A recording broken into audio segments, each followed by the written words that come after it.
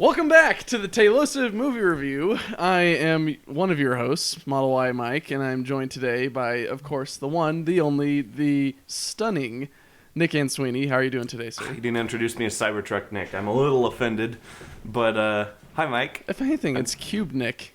Cube Nick, Cybertruck Nick. There are lots of things that Nick goes by. Maybe we should just stick with Nick. I'm doing well, Mike. How are you doing? Good. If you went by Cybertruck Nick, I guess my wife would go by Cybertruck Mike's wife. Cybertruck Mike's wife minus a yoke. Minus a yoke. We were talking about that the other day. Anyways, this isn't the Taylosive Movie Review podcast. This is the TMR podcast.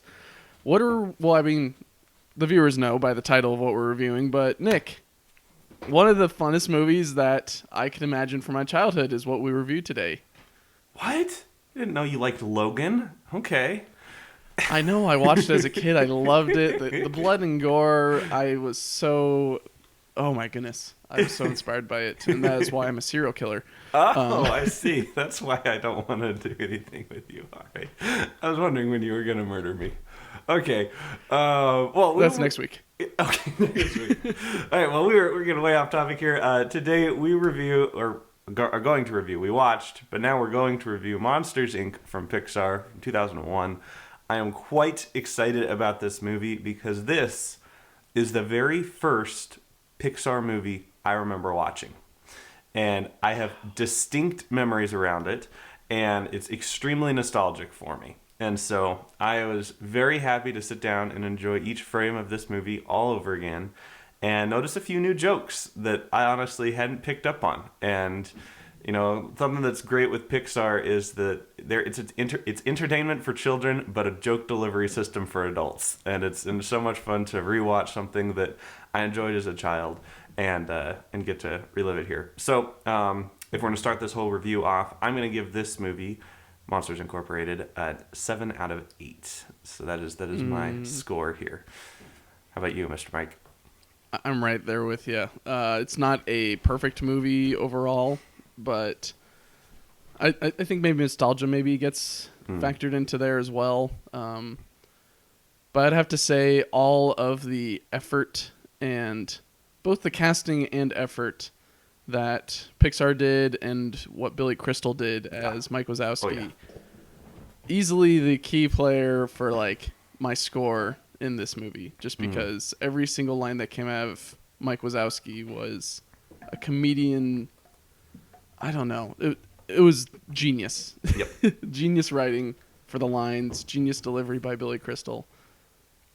Yeah. That's couldn't my agree more. biggest that's my biggest compliment, I'd say, to the movie. Or I mean, there's a lot of compliments I could give, but definitely one of my favorite things about the movie is Billy Crystal. I'm not super up to snuff on who's actually voice acting here, but I'm looking through the list and no one that I necessarily recognize. If y'all remember, I'm not huge on knowing who everybody is. But not even John Goodman? Not even John Goodman. I mean, I probably would recognize him if you told me what character he played in another movie. I'm going to click on his IMDb here. Pacha from Emperor's New Groove, which we should review at some point. Okay, yeah. Well, I would know that, but I didn't recognize his voice. Frank Oz? Yoda? He's in this. Oh, okay. Yoda. He plays Fungus, the Randall's assistant, the red guy. Wow. Okay. Well, obviously, Nick does not know his Hollywood actors. Sorry.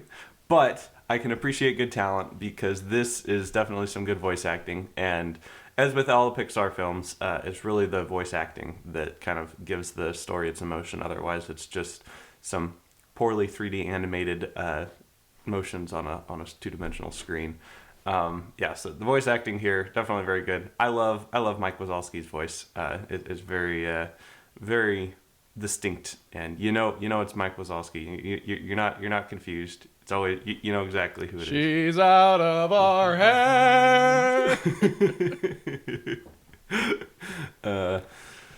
Who's the slug lady? The paperwork lady. Oh, that's Roz, voiced by Bob Peterson, so it's not a female.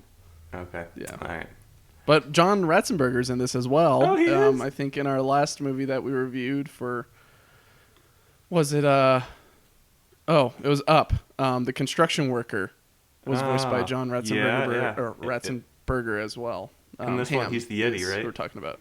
He's the Yeti, in which I'm like, I know this voice from somewhere. Who is it? And then after he talked for a little bit, I'm like, oh, it's Ham from Toy Story. Nice. He's in a lot of these. Yeah, I think he's in all the Pixar. I think he's in every Pixar movie up to a certain point. I don't know if he's in the most recent ones, but yeah, I'm sure he makes his way around. Tired at some point, or at least the company was like, okay, we need to stop putting this guy in our movies. Maybe not. We want to do a quick summary of this amazing movie. Sure. There's monsters. Everything is.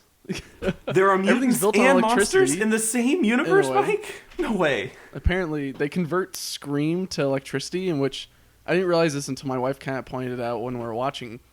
All their cars are electric. They're not gas cars, they're electric cars because they're built on Scream, which delivers some electrical power through some conversion technique. I don't know. Watching the short, Mike's new car, there's a whole bunch of gears and other thing in his car, which I'm like, I don't really see a battery in here besides like the big canister on the side. Does he have to like replace the canister all the time? I don't know. But yeah, there's an energy crisis, kind of like there is in this world in regards to we're not delivering enough energy to our people, but that's the same for monsters. And what they do is they scare kids in the human world by going through doors, which I've got no clue how Waternoose's family stumbled upon this invention of making magical doors. Yeah. I was really hoping, Mike, that you'd have a complete technical analysis of this, being the engineer that you are. I was hoping that you'd explore every single way that this all works. But interdimensional cable. That's my only... Interdimensional cabling. That makes sense. Yeah. Somehow all the doors are wireless. How does that work? Yeah, so they are all scaring, and their whole society is built around scares.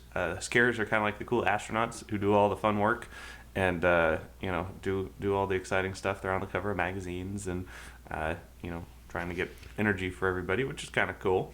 Our two main characters, Mike and Sully, they are a scaring team. Mike is a one-eyed ball of a green energy and exciting goodness. He's just so much fun, and Sully is probably one of the best animated characters in 2001. He had over 100,000 individual hairs rendered on him with like computations for reflectivity and movement on like the base skin and interactions between the fibers. It was pretty complicated, but he is a very beautifully animated character. And I wanted to add, for a 20-year-old movie, this is fantastic visuals in this animation. Totally. I know in some scenes, like in the cave, it was a little bit like, okay, I know that you have this single light source, which is great, but I can still see like other parts of the cave which are lit up, but they shouldn't be lit up. But, yeah. I mean, you don't want to make things too dark and weird. But it was still beautifully animated. Like, yeah, like you're saying with Sully's fur, I'm like, wow, I can see a lot of detail in there. And this is 20 years ago. And even then, it was released 20 years ago. It was worked on for probably 3 years or something like that, just trying to get Sully how he is. Yeah. But, wow. Yeah, anyways. Just think, their computer screens couldn't even see that level of detail. Like, they're using the CRT displays, right? And so most of the people animating this probably couldn't even see the detail they were working on. It's astounding. Yeah. But, yeah. So kind of like you're saying, I liked your comparison. They're like astronauts in a way, especially with the scene where they're walking onto the scare floor. And it's almost like 2001's A Space Odyssey theme that we've heard from Toy Story 2 with Buzz on the panels or whatever. But they have their own spin on it, which I'm like, okay, that's nice. They don't have to pay royalties to whoever composed that piece. But, yeah. Anyways, so everything's basically normal in Monster Town or wherever. Mike and Sully are going to work. But then things go sideways because Mike forgets his paperwork again and has a date. We'll file your paperwork. The plot all sits on Mike not getting his paperwork that night, which is very... I didn't realize it until this watch through that the plot was all derived just because Sully was trying to figure out what colors are what, and then sees Randall's door and then ends up with Boo. Yep. Well, I love those contrived circumstances, but it felt very natural. I guess I hadn't picked up on that before, but you're totally right. It is all because Mike forgot to file his paperwork. The puce goes with records. The goldenrod goes to Roz. Pink ones go to accounting. Oh, that's what. Yeah. Yeah, that was definitely a funny scene. But the main plot here is Randall is a lizard color changing invisibility guy who can shift the colors of his scales Chameleon to match his surroundings. I think it's more invisibility, and they might be inspired by a chameleon, but chameleons really do patterns. He goes on full invisibility sometimes, where it's you can't see him. But it's an animated movie, whatever. I don't know. Physics don't need to always add up, right? Physics don't happen in this movie at all either. What? No way! Flying around on those doors with like nothing attaching those rods to the ceiling for support. That's such what? a Toy Story 2 moment, but we'll get there. Yeah. So Randall is in competition with Sully to be the top scarer. Randall is obviously one of the antagonists of the movie, and you can tell just the way they shoot him, and kind of low angles, close-ups, growls, sneers, all that fun stuff. And he is working overtime, trying to get his scare record up, working off the clock, and trying to bump that record up. And as you mentioned, poor Sully got caught in the middle of it and accidentally finds Boo. And Boo is very excited to see Sully. Now, this is probably the biggest question I have of the movie. Like, why is Boo not scared of Sully, but she was scared of Randall? I mean, at one point she calls him Kitty, so maybe she's kind of just like, well, he's furry like a kitty. And he didn't try scaring her. I mean, he's also like 10 feet tall and like 700 pounds. pounds. Tail type of thing. Yeah. He is cute. I mean, out of all the scarers, I mean, Sully is probably the cuter one with the blue and the purple and the hair. But, whatever. Kind of question mark. I mean, one can say he's a nice, big, cuddly bear. So, True. Not a googly bear. That's Mike. That's not Sully. That is Mike. Anyway. So the plot goes through where Mike and Sully are stuck with Boo, trying to get her back. They have multiple chances of getting her back to her room, but Sully keeps on saying no because he doesn't feel right about it. Mm-hmm. And then, they go on this crazy adventure where basically they find out that their boss, Mr. Waternoose, is not a good guy either. Basically working with Randall. Though it's funny because crab-looking character was the bad guy.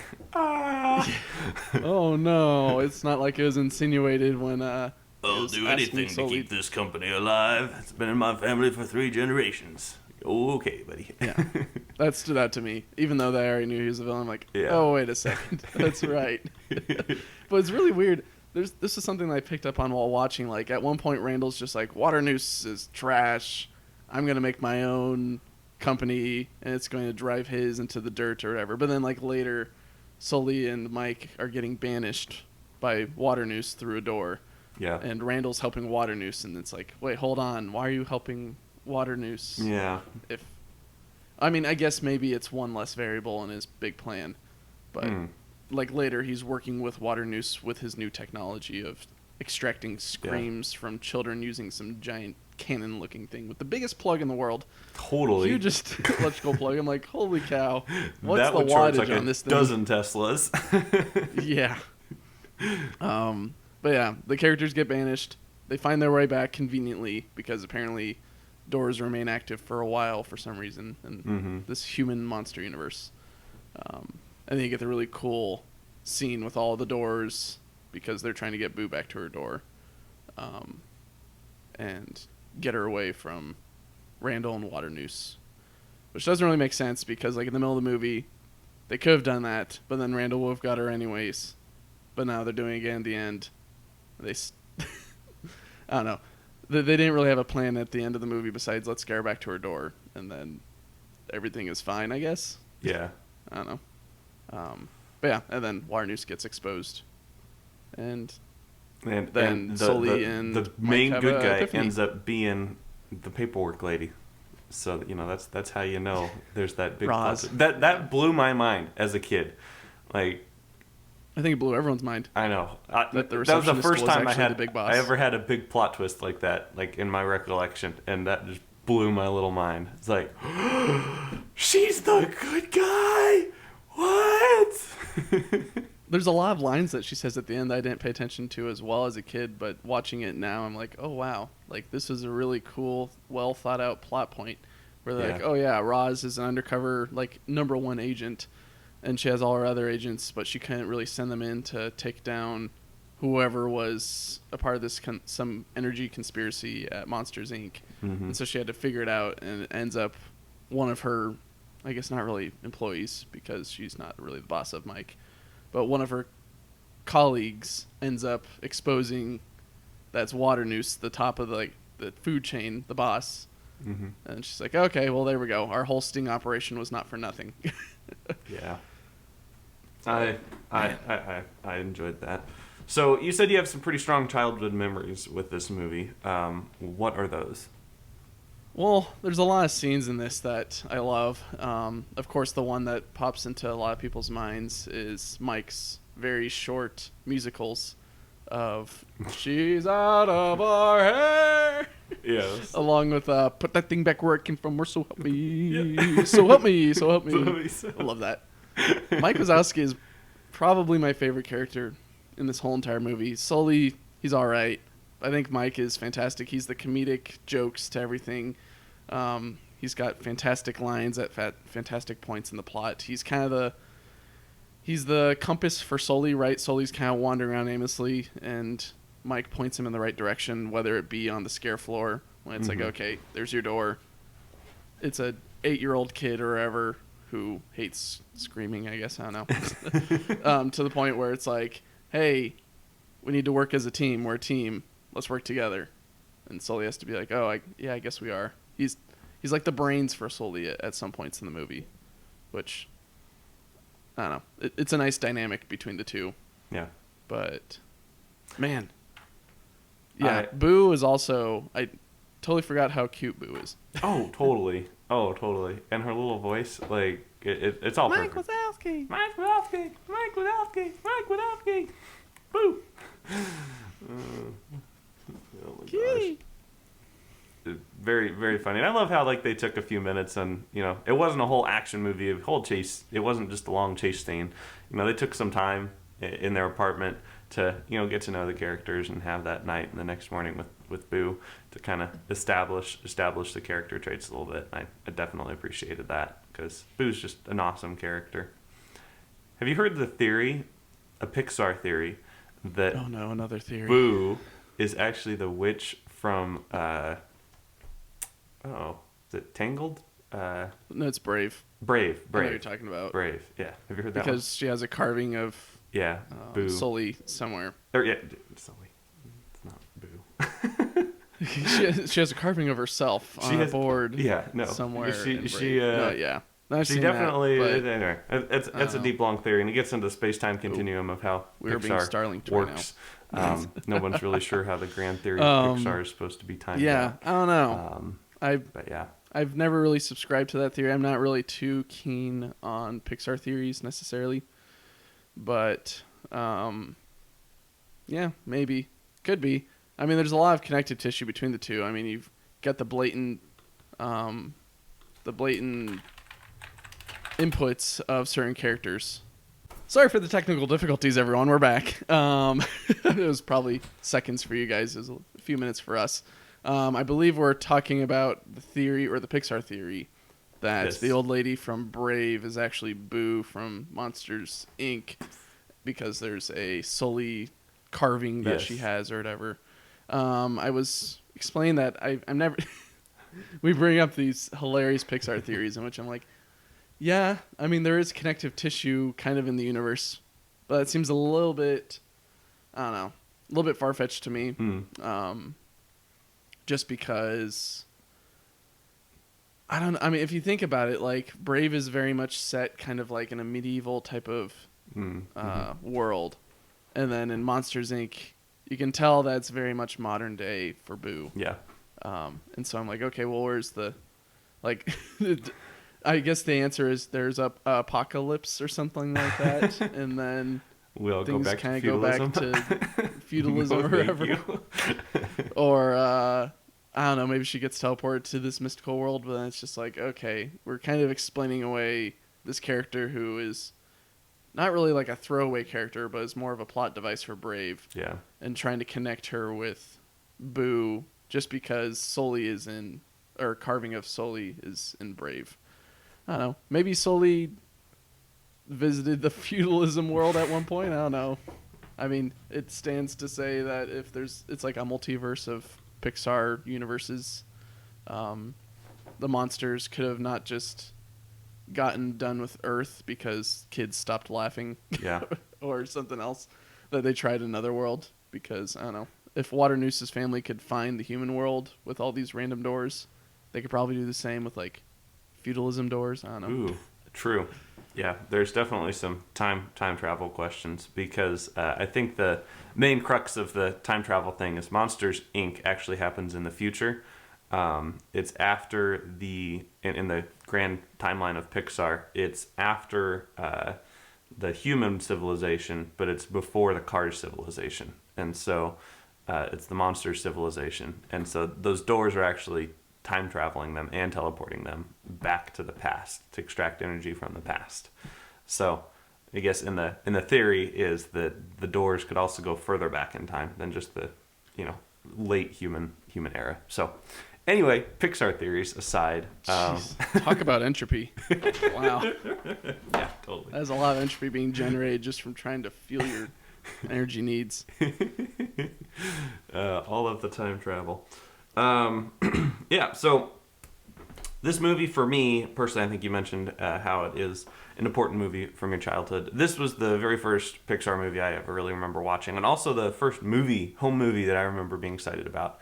I was about 3 years old in 2001 when this came out, so I was a little schmunkkin, and my dad had a friend from work who'd come over to our house on occasion and hang out with our family. He was kind of like the cool uncle, I guess, is probably the best way to describe him. But he brought DVDs, and I guess we had a DVD player at the time. But I remember most of our movies were on VHS because, like, I distinctly remember VHSs, using them. And I remember the whole movie fitting on the disc of a DVD. I was just like, and you don't have to rewind it when you're done? What? Anyway, I'm totally dating myself to the TikTokers who are listening to this at the moment. But anyway, I do remember a time before DVDs. And this was the very first movie I think I ever watched on DVD. And it was very exciting whenever he came to our house. And he brought Monsters Inc. because they'd set me up watching it, and they'd probably go talk or do adult things, and have a conversation without the wild banshee running around.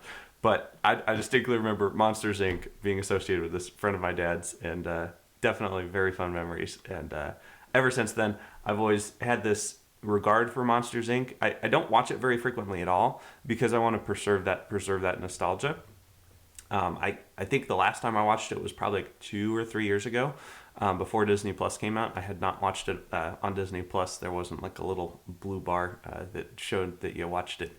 And so I was like, yeah, I don't watch this movie very often because there is so much nostalgia in it for me. I don't want to wreck it, right? So I'm very particular when I watch it. So I was really happy to be able to sit down and watch it, kind of as a little bit older as an adult now, young adult, and be able to pick up on all the extra humor that was in here. Yeah, I had little... action figures of them as a kid. My mom bought me the oh goodness, what are they called? The CDA, the Child Detection Agency. Oh yes. I had little action figures of them. I think 2 different versions, a tall one and a short one, and I think I had Sully and Mike, but of course they're all plastic, so they don't really look like how they are in the movie necessarily. And of course, action figures aren't usually that accurate. What? But no, not usually. But yeah, I guess kind of playing off of that, I don't remember watching this for the first time. Playing kind of on when I first remember DVDs, that was probably when Mom introduced me to the Star Wars movies, because I watched all of Empire or basically the original trilogy that we originally reviewed. And then she's like, there's more. And I'm like, what? And then she handed me the DVD for episode 1. I'm like, wow. I think that's the only time I remember actually watching a DVD for the first time. But Monsters Inc. definitely around that time that I remember of buying little action figures and playing with them and reenacting stuff that went on in the movie, typical kid stuff. Yeah.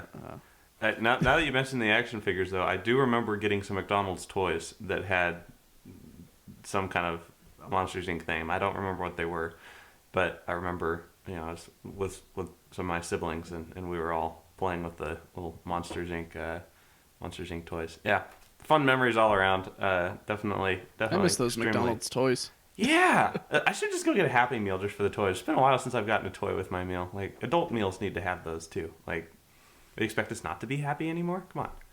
I wonder what the toys are these days. I wonder if you could look that up. Probably. What toys is McDonald's offering in my area right now? They're probably some QR code that you download an app with or something. Because these darn kids are all on their smartphones. It's a Snapchat filter. You could download a Snapchat filter of Sully behind you. Oh my gosh, and that's it. Funny. That's funny. Yeah. Speaking of photos, this movie is hilarious with its snapshots. You mentioned earlier with like Mike being on a commercial and like there's a big like Monsters Inc. logo over him, and you expect him again, fantastic writing on comedy for Mike Wazowski in this movie. Like he looks all kind of shocked. And then Sully's like, I'm sorry, Mike. Oh, that's a bummer. And he's like, I was in a commercial on TV. And then the same thing happens again on the magazines. And like there's a barcode on him. He's like, I'm on the cover of a magazine. Yes, Mike is awesome. Oh, very wholesome. Like he doesn't care that he's got a barcode or an icon or whatever on him. He's just happy that he's there. Yeah. Yeah. That's pretty funny. Yeah, where do you think they can take the rest of this franchise? I mean, is there room for a Monsters Inc. 2? Well, I mean, they made Monsters Inc. University, which I think was a great prequel. I don't know if we'll review it. Yeah. We might not. I have distinct problems with that because Monsters Inc. is so important to me. It's hard to watch that, but I have watched it. It's not a terrible Pixar movie. I mean, it's uninspired. The wife and I ended up watching one of the shorts on Disney Plus for Monsters Inc. University, where it's I think Party Central or whatever, where Omega Kappa or whatever their fraternity is or something like that hosts a party, and they basically use doors to steal party things from other parties because they're not a popular fraternity. That's funny. And it made my wife laugh hysterically at the end because there's a nice little plot twist at the end of the short in regards to some of the characters, and it made her laugh a lot. She's like, we need to watch Monsters University. I'm like, that's like I mean, I'm busy, but we could watch it tomorrow. She's like, we're watching it tomorrow. I'm like, okay. Well, I haven't seen that short, so I'm gonna have to go find those Pixar shorts. Have to watch it. And watch some of the Pixar shorts are good. Some of them are weird. I don't know whether it's my TV or it's Disney Plus or something like that, but a lot of the shorts, I don't know, either their recycling of the animations from the movie is kind of weird, or whatever filter they put on it. But watching like the short for Mike's new car, like you could tell like it's a little bit more burnt in terms of color. Interesting. Versus the Monsters Inc. movie, which is a little bit more vibrant. And I noticed the same thing when we reviewed Up, because we watched Up. I'm like, oh, it's very vibrant with all the colors and bright. It's great. And then I watched the short, which is like Doug's secret mission or whatever. And it's like, why is it all dark and weird? I don't know. It's either my TV or they just didn't put that much visual effort into the shorts or something. I would imagine it has a lot to do with the resources they put into those shorts, which isn't as much, obviously, as the full theatrical release. But, yeah. Sorry, I didn't answer your question. Is there room for another Monsters one? Inc. 2. See, that kind of, it goes with your nostalgia of the movie, right? Mm-hmm. You're a little bit reluctant on watching Monsters University just because you love Monsters Inc. and kind of how it stands almost as an original standalone movie. And it doesn't need to be touched. It doesn't need any additions. It's fine. Monsters Inc. 2, maybe. It depends on the storyline, right? Mm-hmm. Like, what are you going to do with the characters? Are you going to try to pull, like, a Toy Story 4 with, like, Yeah. kind of returning some characters like Bo Peep or whatever, but in this case it's Boo. Like, is Boo a... Do we get some weird, wacky adventure of Boo being a teenager and interacting with Sully? That would be kind of funny. There's memes about that, which are a little bit funny. And by funny, I mean not safe for work. Oh, no. A lot of things. No. Boo, no. Definitely ruins Monsters, Inc. No, don't show those to me. I don't want to see those. But Monsters, Inc. 2, maybe. Again, depends on what they do. Whether they recycle Boo, or it's a new adventure for Sully and Mike, or they maybe kind of play off of Monsters University with, like, not every monster is built for scaring. Mm-hmm. And maybe we kind of go more into, like, what other monsters do in the universe. Or maybe they try solving the energy crisis another way in the universe. Because a lot of the sky shots, I mean, there's not too many sky shots in this, but a few of the sky shots, or at least the city shots in Monsterville, or whatever they call it, I forget, I didn't jot it down. They're very interesting. Some of the buildings, like, there's one shot with, like, the monsters equivalent of, like, a U.S. Capitol. I'm like, wow, that is really big and grand. Huh. I wonder what they do there. I guess I missed that. Like, it was basically at the very beginning, after Mike and Sully do their morning routine or whatever. Okay. And it's kind of like showing the apartment street area that they live in, I think. Huh. You've got, like, the apartment road, or at least the road Oh, that I has the see it apartments now. on the sides. Yeah. Wow, that is It's like kind of pokey. it's definitely very much like 2001's, like, we don't have time or money or the assets to animate this background, so we're just going to paint it or, like, make it digital art and then kind of shift it, invoking kind of like a 3D movement, making it look like it's 3D, which I appreciated. But I could definitely tell from it, it's like, oh, this is, like, very much Little Mermaid type of drawing. Yeah. And then just moving the image. But yeah, I don't know. Maybe. It'd be cool. I mean, I'd be down to watch it. Even though they made Toy Story 4, I was like, I guess I could watch it. It's kind of borderline on, like, I was done after Toy Story 3. Like, my heart was wrenched but satisfied after Toy Story 3. I didn't know if I wanted to subject myself to Toy Story 4, but I thought, okay, well, I still have the childhood to look back on, so it's not breaking anything. Yeah. It's just another attempt at making the magic, which is what Pixar and Disney do. And so I thought, okay, maybe Monsters, Inc. 2 could happen. What do you think, Nick? It seems like you're very much opposed to it. Yeah, I wouldn't be thrilled about it. Similar to Toy Story 4, when I saw the announcement for Toy Story 4 and they had, like, you know, all the characters plus Forky going across the air, like, all holding hands, I was like, this is going to suck. Like, come on. This is just a cash grab. This is dumb. I don't want to have you degrade the value of this beautiful franchise that you've built. But I think Pixar did a pretty good job with Toy Story 4, so much so that I actually did enjoy a few moments of it, and, you know, can always cry at the end if I try. But I don't know if I want to see the same thing happen to what we have in Monsters, Inc., because honestly, the Monsters U prequel really did fall short of what I was hoping for.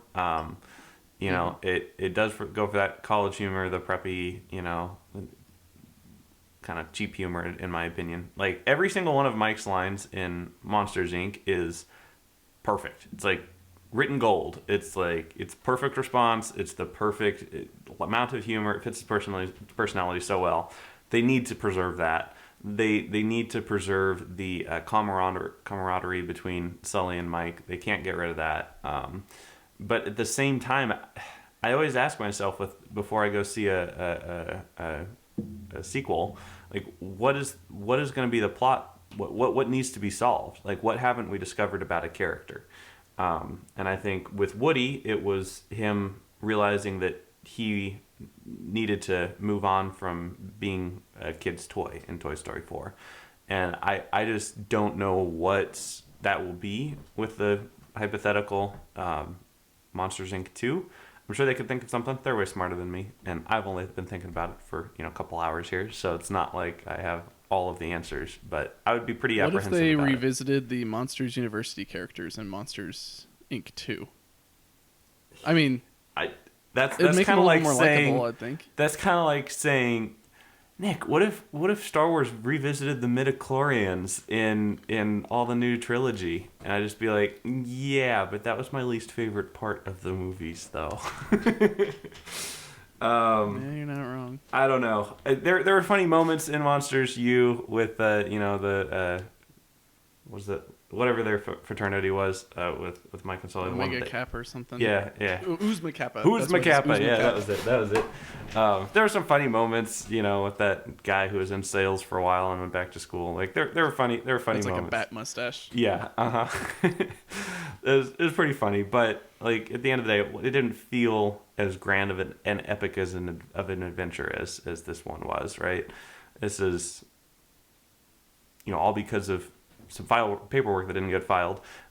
We have this whole grand adventure that our two characters go through that involve the highest levels of global corporations in their world and the highest levels of the CDA, who very, very important story. And I don't mind smaller stories either, but like I guess I'd just be curious to see what these characters need to experience next. And I'd probably end up watching it just because it's a movie and I'll probably watch it, but I will be extremely apprehensive about it and probably more critical than I would be, just because there's so much nostalgia built up in the original Monsters Inc. for me. So it's my 2 cents there. Yeah. I'm just looking over some of my notes. I have a very important question for you, Nick. Ooh, okay. Shoot. So at one point in the movie, Mike says that he's going to take Celia? I think it's Celia. To the restaurant? Yeah. Yeah, but he might take her to a monster truck rally. Yes, I heard that. But is that just a truck rally? Like, what is a monster truck rally? True. To the monsters. In the monsters world. Is it just truck rally? Like, what if the monsters are trucks? No, but then that's just cars. This fits into the timeline though, because the Cars Society comes after the Monster Society. Maybe it's these monster trucks who are monsters who are living inside of truck shells that evolve into the cars that we see in the Cars universe. Man, this is all fitting together. The Pixar Theory Nick, they already made confirmed. a movie. They already made a movie about this called Monster Trucks, and it flopped on the box office. It was terrible. It was tentacle things that inhabited giant cars. Ew, really? Yeah, look it up. Pixar Monster Trucks. No, not Pixar. Oh, no. okay. I don't think they touched that. Okay. I think either Warner Brothers or someone else touched it. Monster Trucks, the movie. I don't know. I think it came out like 6 years ago. 8 years ago? 10 years ago? Interesting. I don't know. Oh my goodness. Just Well, okay, so I don't know about the monster trucks. I think it was probably just an excuse by the writers to fit in the word monster into something else. But I'm not sure why that would be romantic. Because they're going to this huge fancy restaurant and then, going to a truck rally. I don't know. That doesn't seem like on the same level of romance. Maybe it's an innuendo that we're not aware of in that universe. Who knows? Who knows? also the snow cones that the Eddie has. Where is he getting the lemon sauce? Lemon sauce. Obviously, the lemon juice, even my 5-year-old brain picked up on that one. Come on, Mike. I also find it hilarious in this movie that they explain away all of these creatures or like the folklore that we have about creatures on this earth. Yeah. Like in one quick throwaway line that it could easily be missed, but it's like, oh yeah, Loch Ness Monster, Bigfoot, Abominable Snowman. That's what happens when you get banished. There's another gator in the house. Get the shovel. Randall wasn't even a monster. He was just a gator. That was funny. Yeah. That's another thing that I picked up on as well with Randall's poor eyesight that they play on in Monsters University. Yeah. Where he captures Mike in Boo's bedroom at one point, and then he puts him onto like the giant machine chair that sucks out screams or whatever. He's like, whoa, hold on, it's Mike Wazowski. It's like, how did you not tell by the weight and size of this thing? Like, okay. Yeah. Which explains away like his squinting all the time. Interesting. Yeah, they do play into that in Monsters U, don't they? He has glasses. Yeah. He had glasses and like, no. You'll be scarier if you don't have glasses. It's like, okay. Get some Lasix, buddy. That's all you need. Or maybe some. Oh, Mike has a contact. Did you see that? In the locker room scene after Mike and Sully are talking to his girlfriend, and they're getting ready for the day. Mike takes a big contact lens, pulls his eyelid back, and sticks the contact lens on his eyeball. And it's like, oh wow, that's a big contact. I think I was lens. looking away at that point. Yeah, but I forgot about that. Yeah, that is a big contact lens. Yeah. Basically, I don't know. Look at the tiniest of. Make a big salad in it and take it to a party. Ugh. Do you know how rubbery eye contacts are? Yes, I know. But the thing was, he didn't have it in a solution. It was just sitting in his locker. It was just like a contact lens just sitting in his locker, not in a solution. Also, another thing, George, the poor monster that gets 2319 like 3 times in the movie. Oh. That poor guy. 2319! Yeah, George and I are like brothers. There's nothing we can't... 2319! Like, yes. That whole bathroom scene has the perfect amount of cadence to it. You got like the emergency buttons for the kid, and the days reset to 0, and the CDA drops in, and 47 days without an incident. Yep. In which an incident is having a sock on you or something. Which I don't know how you get a sock on you or anything like that if you're just walking around. Static electricity. I guess maybe if you're like you're rolling on the ground. I don't know. But yeah. And then like the last one, 23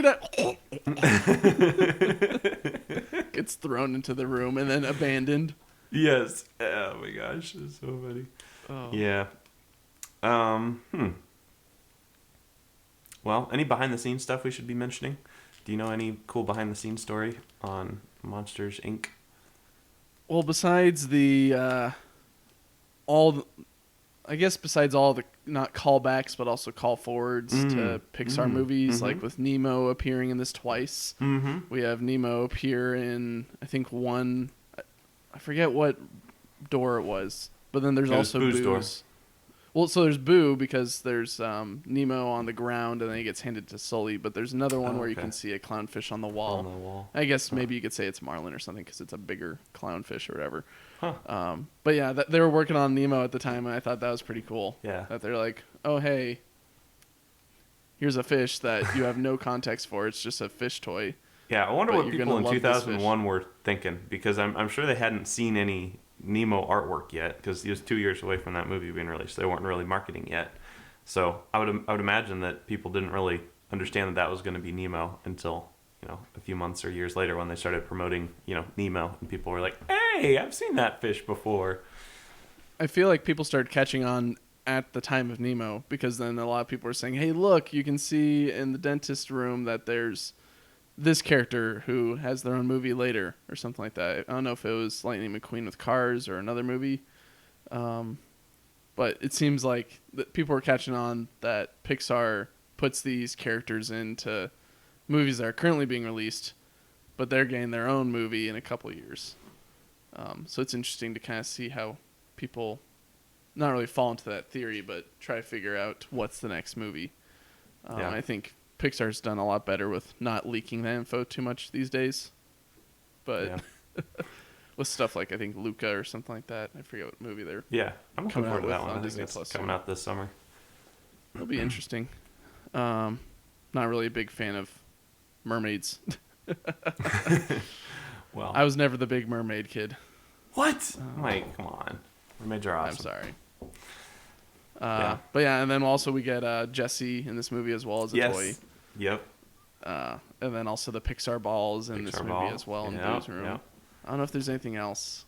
Is there any other callbacks to different Not that I picked Pixar up. Those movies? were the 3 ones that I picked up on. I wanted to ask you as well. and what you think about this. The child drawings in Boo's room and then other kids' rooms is very accurate to how I drew as a kid. Interesting. One of them was that really stood out to me was like there's a kid's picture of a tiger, and it's very much like, what do you think tigers look like? Well, they're orange and they kind of have some stripes or spots or whatever. And so what the kid does is they start like they draw the cat very poorly, of course, and then they add like dots on the tail or whatever, like segments of the tail and then one dot per tail or whatever. Like that's how I drew. So it's pretty funny seeing some of this art. I'm like, I wonder if they actually got like some of the animators' kids to like draw certain things. Like, hey, draw me a leopard or whatever. And then they take that drawing and then put it into the movie. I think that'd be pretty cool. I wonder if we could get any info on that. I'm looking online because I kind of know the general art style you're talking about. But yeah, okay. Yeah, interesting. I see what you mean. Interesting.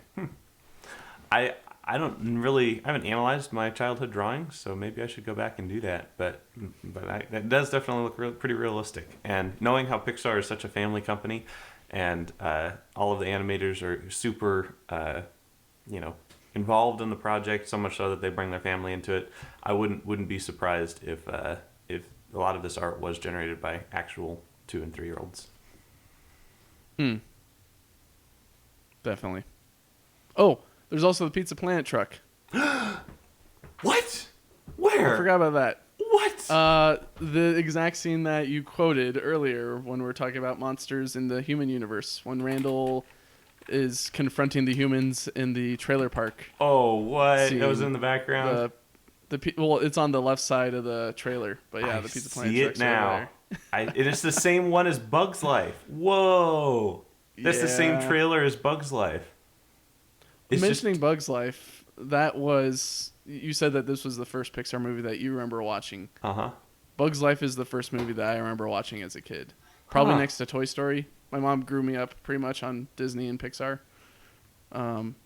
Not bad movies to kind of grow a kid up on. That's a good thing.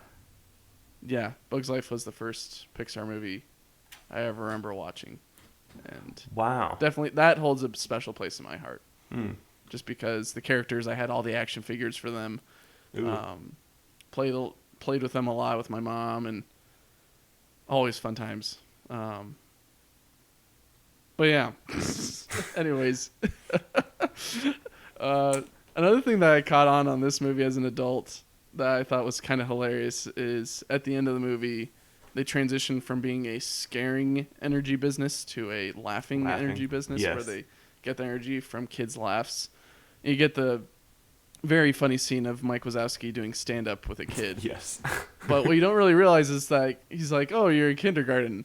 And like, of course, the kid, I guess, is supposed to be a kindergartner, but you're like, okay, so Mike Wazowski, a comedic genius in the monster world, I'd say, is doing stand-up for a kid who's in kindergarten, who's not going to get anything. Besides like physical comedy. And then, of course, does the whole Mike burping scene. Mike swallows a mic and then burps like a mic.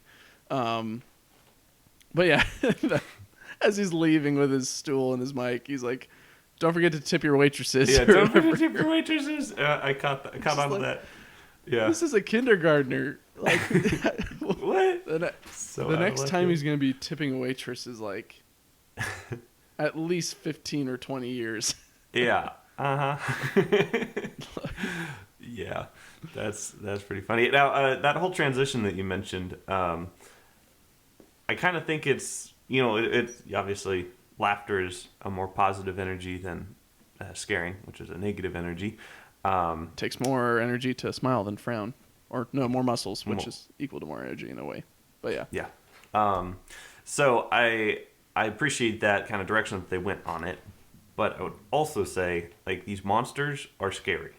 Like, I'm sorry. If anything came out of my closet looking anywhere half to as scary as those monsters, I probably would not be laughing. I'd be, like, beating them with a shovel. There's another gator in the house. And I guess I'm glad that Mike got to start, not scaring, but laughing, I guess, bringing the laughter. But I would also say that like a lot of those monsters are kind of scary, and I'm not sure how they're being funny about it. So maybe that's something that we can see in Monsters Inc. 2. Some of the other monsters being funny and making people laugh. I guess I think maybe so. There's a few questions I have with that, or maybe a few solutions. Something that Water Noose was saying is that kids just don't get scared anymore. Mm-hmm. And maybe that's what they're playing off of with the laughing is like maybe kids don't play off of scaring anymore, but they play off of laughing more. And maybe that opens them up not to just like young kindergarten age kids, but a little bit more of toddler size, where the toddlers are like, that is a really weird thing coming out of my closet. Yeah. And then the monster does his funny stand-up bit or some funny act to get the laughter energy and then leaves. And then the kid tells their parents, and the parents, of course, still don't believe because it's still a kid. So maybe they just transitioned from toddlers to younger kids. Younger kids, I guess. No, not younger, but older young kids. Also, I want to ask, since this is a movie that you feel so much nostalgia for, what is the transition period between the scaring and the laughing at the end? Because it seemed like it was almost a year or something like that. Because at one point we see Sully with the clipboard at the end that he has Boo's little fragment of a tie door. on. He has a tie on, but like on the graph, it's like, here's our annual report or whatever. Like it's basically showing that they're doing a net positive with the company and that it's going to be successful. But like you wouldn't get that much data within like a month. Yeah. You would get it like probably within a year to see stuff like that. But I mean, like it goes up, then goes down, then goes back up. I don't know whether that first jump was scaring, and then the decline was just them having trouble trying to get energy again, and then it's just skyrocketing. But then like it was a very short period for the down, and then a whole big period for the up. Like I don't get the time period at the end, whether it's been a year or 2 years that Mike's been trying to build the store for Sully, and that they've transitioned to laughing. Well, I don't know an exact answer to that though, but I would say it's likely been a while. Yeah, I think 1 to 2 years is probably pretty safe bet, but I don't know to be fair. And I didn't really think about it, nor did I really notice the graph that you're talking about. So I'll have to go back and rewatch it and freeze frame on that graph, because I remember him flipping through some stuff in his clipboard, but I don't remember what was on it. So, oops. Yeah. So another question I had is what Marvel's doing these days, at least as of right now, is they're kind of pairing characters together for movies or TV shows. Stuff like WandaVision, Falcon and Winter Soldier, Doctor Strange in the Multiverse of Madness, a bunch of other movies that are coming out. Yeah. What if they did the same with Monsters, Inc., where they paired the monsters with like the Cars universe or something like that? Or like some type of crossover between monsters and some other Pixar characters, whether it's Wall-E or something else. Well, or that just break universe. I wouldn't mind it because I already buy into the Pixar timeline. I think it would have to be two adjacent time periods. We'd have to have either like nearly overlapping time periods of movies. So we'd have to like have The Incredibles crossing over with like Toy Story, or like, or something like that. I don't know. Like we need to have that continuity between like maybe Cars crossing over with Wall-E or something like that, where like they're next to each other on the Pixar timeline. That would be fine to me. But I don't know. I wouldn't really want to see anything really messed up with Monsters Inc. Because I think Monsters Inc.